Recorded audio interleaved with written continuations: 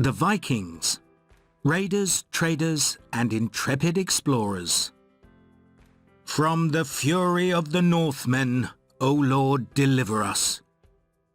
The year is 793 AD, and this was the petrified cry of the ancient Anglo-Saxons, pleading with God to save them from the Vikings, or Norsemen. For nearly 300 years, from the 8th to the 11th century AD, this warrior race set out from Scandinavia on raids and voyages of discovery and colonization across the northern world. They struck fear in the hearts of the peoples of Europe, but the archaeology of their settlements and the literature of their sagas reveal a complex and fascinating culture. They were not only violent raiders and pillagers, they were a lot else besides.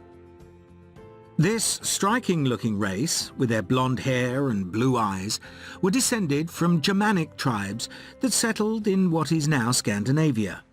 Most Vikings were, at heart, farmers and fishermen, not warriors. They grew vegetables and cereal crops and tended their livestock. Skilled Viking craftsmen included blacksmiths, leather workers, and jewelers. They worshipped a variety of gods. Chief among them were Odin, Thor, and Frey.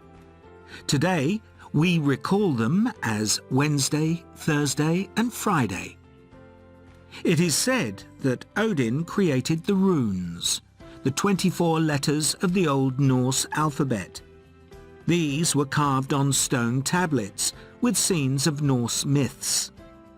Above all, the Vikings were skillful shipbuilders and navigators. With their magnificent longships, they embarked on voyages of exploration far and wide, from Britain to Baghdad. They traded their iron, furs, and grindstones for goods which they could not get at home, such as silk, glass, and silver. However, in the late 8th century, trading was replaced by raiding. Having the fastest ships of the day, they sprang surprise attacks on European monasteries, thereafter extorting protection money as a price of peace. This was known as Danegeld. This reign of terror began in 793 with a ferocious attack on England's Lindisfarne monastery.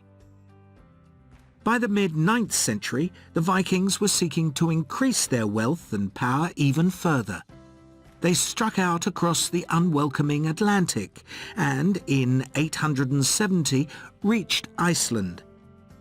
As many as 12,000 Viking immigrants ultimately settled there, setting up the Althing, the oldest parliament in the world. In 982, one of these immigrants, the hot-tempered Eric the Red, banished from his homeland for killing 2 men in a violent feud, sailed westward again.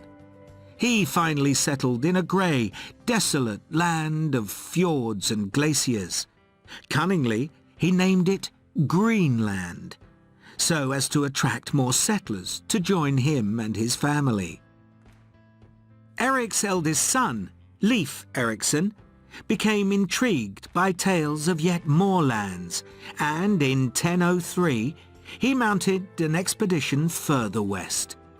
He finally landed in a place which he named Vinland, today known as Newfoundland, thereby discovering North America nearly 500 years before Christopher Columbus.